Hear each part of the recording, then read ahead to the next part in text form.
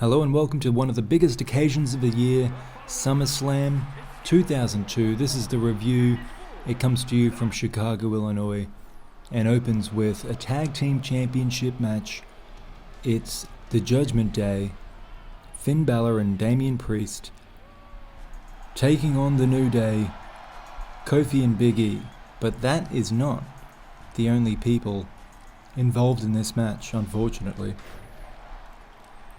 Rhea Ripley followed Judgment Day out to the ring, an associate of theirs with very little patience for failure, which is what Judgment Day are coming off at Vengeance. The New Day, having won that match at Vengeance, are considered a bit of a happy fluke. New Day recruited a member of their own, Xavier Woods, who came through the NXT system with Big E years ago. And in some ways he's a counter to Ripley, but he's also audible support with his divisive trombone. Regardless, the New Day remain strong fan favourites, as they were at Vengeance when they upset Judgment Day, won the titles off him in something of a happy fluke. A match where Judgment Day really dominated that match, but failed to capitalise, and some inspired offense from Kofi Kingston saw them become champions. In the time between these matches, Judgment Day interfered in a tag title match to prevent Ridge Holland and Butch winning over the New Day. They cited the reasoning there that they want to be the ones that beat the New Day. Judgment Day then went on to defeat Butch and Ridge in direct competition. That eliminated them from the title picture. New Day also faced Cruz del Toro and Santos Escobar in a title match on SmackDown, while the Creed brothers were kept out of the title picture by Giovanni Vinci and Ludwig Kaiser as the rise of Imperium continued. That was a great feud between those two tag teams, but as stated, kept the Creed brothers from a title challenge, and therefore we have Judgment Day with a rematch and the opportunity for revenge on one of the biggest stages in the sport at SummerSlam. But Judgment Day are undone by their own cheating. Rhea Ripley was taken off the turnbuckle pad, and Priest was playing guard. As the referee was distracted with that, Big E was ready to hit a splash just in time for the referee to turn around, and because the referee was in that corner, he got in Damian Priest's way, preventing him from breaking up the pin, and the New Day retain the tag team titles, and they deserved it this time. You can't take away this one from them. They performed very well, and on top of that, what led to the defeat of Judgment Day was Judgment Day's antics. They got no one to look at but themselves. New Day remain your tag team champions. The next SummerSlam match was AJ Styles taking on Shinsuke Nakamura, and this will be the tiebreaker. These two have had two matches on Raw. It's a rivalry that began over a decade ago in Japan, and it's recently been rekindled as these two fight to remain at the top of the middleweight division. Styles in a special white outfit for the special SummerSlam occasion. Nakamura sticking to what he's been wearing for a bit. This isn't a fashion show.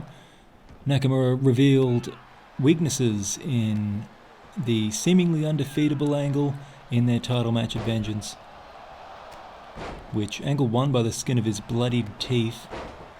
Meanwhile, Styles has been treading water lately, often working with the new crop of youngsters in something of a mentor role, albeit through competition.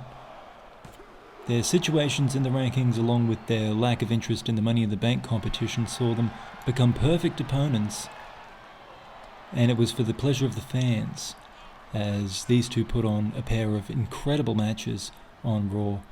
AJ Styles winning the first, Shinsuke the second. And in this tiebreaker third, Nakamura, he's getting battered around the ring by Styles, who's come with his best into this contest. But Nakamura finds a way. He slips around the referee as AJ has his guard down just for a moment, moving through the ropes into the ring, and is walloped with a Kinshasa. The knee to the chops, taking AJ out. 1, 2, 3, Nakamura winning the big one at SummerSlam in a feature middleweight match, living up to all the hype that these two drummed up over the last couple months on Raw. And for whatever happens in this Money in the Bank match, for whatever happens in the main event, Nakamura has secured a place at the top of the division. Third match on the card is for the Women's Championship, and it's another rematch. Bayley once again taking on the Women's Champion Dana Brooke, and Damage Control accompany Bayley to ringside. Bayley cheated her way to the first title shot, and she's cheated her way to the rematch. We discussed on the Vengeance episode that Bayley changed her tactics from becoming a fun-loving babyface into this cheating heel, and you have to say, she's somewhat vindicated given the opportunities that she's seemingly forced. 1 title shot, 2 title shots. The rowdy Chicago crowd respects that from Bayley, and had already decided that they didn't like Dana Brooke, especially after her latest incident, drink driving her personal driver home. Dana Brooke and her driver, who was in the passenger seat, were both tested by police at roadside, and the driver was sober. When pushed by media to make comment as he picked up Dana Brooke from court, he solemnly mumbled that she demanded to drive. So that driver definitely hates her. I think everyone around Dana Brooke hates her. Again, she just seems to have such a great marketing, promotional team around her that make her seem like a good person, but she's definitely not. And the Chicago fans aren't going to be fooled. Bayley hasn't earned any cheers, but they're going to give them to her anyway. And this is despite the fact that Io Sky and Dakota Kai are at ringside, intimidating and distracting Dana Brooke. Bayley uses all of this to her advantage. The fans don't care. She hits a devastating back suplex off of one distraction in particular, and then her new finisher, the Rose Planter, smashes Dana Brooke's face into the canvas, rolls her over for the pin, and wins the match. Bayley is the new WWE Women's Champion. We move right along to the Welterweight Championship of the World. Akira Tozawa defending against Tyler Bate. Tyler Bate's always been a top guy. He remains undefeated on Raw this season, which is notable. His only loss this season is at the appearance he had on Bad Blood. It was against Drew Gulak. That was the same pay-per-view Akira Tozawa won the welterweight title over Ilya Dragunov.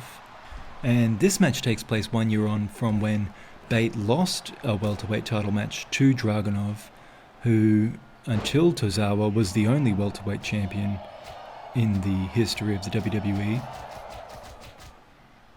If we can go back to being a fashion show for a moment, we must acknowledge Tozawa in his Street Fighter Ken red gi, his traditional ninja helmet. He's pulled out all the stops to look good on the big occasion. Bate also recognised that this was a big occasion, and after the match was interviewed, said he felt slightly garish for choosing to wear his signature sports jacket to the ring, like a real show-off. That's how modest he is. But this is a return to the peak of the division for Bate, and a chance to remind everyone that he's a top guy. A great contest, this one, though. The fans ride up for it. They're behind both men, both very likeable. They exchange combos and suplexes to start off with. Tozawa lands multiple furious striking combos toward the end of the match, but Bate refuses to stay down.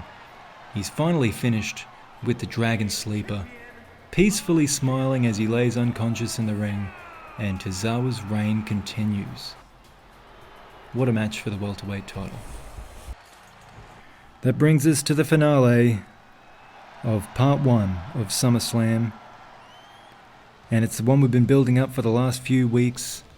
It's the Money in the Bank match, the middleweight feature match, Cody Rhodes taking on Seth Rollins. The winner of this will receive a Money in the Bank contract.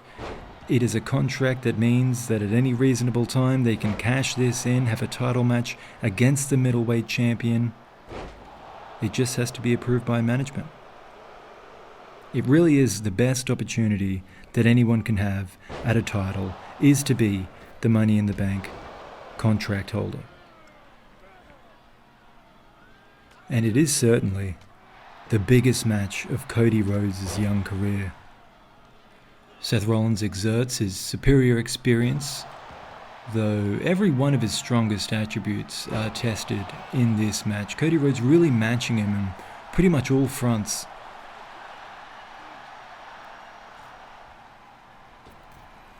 Rhodes is the winner of what sort of became a mini tournament on Raw between himself and the other up-and-coming youngsters, Bron Breakker, Austin Theory, and Carmelo Hayes.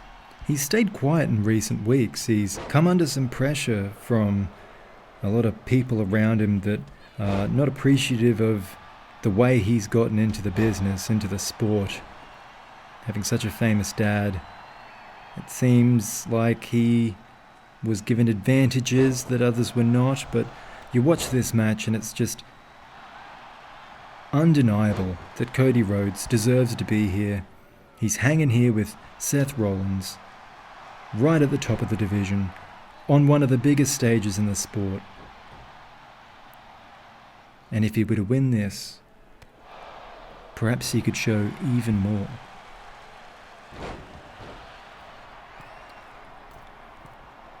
Seth Rollins, though, overcoming the hype, overcoming the audience that were willing Cody Rhodes on. His plan is coming together. He strings together some incredible combinations. Off the top rope, the brain buster, the frog splash. After a brief fight back from Cody Rhodes hitting the crossroads, Seth Rollins regains control, hits a pedigree, rolls Rhodes over, and then, to remove all doubt, hits the curb stomp to pin Cody Rhodes and secure for himself the Money in the Bank contract. Seth's plan is coming together. He's shown himself ahead of the emerging pack.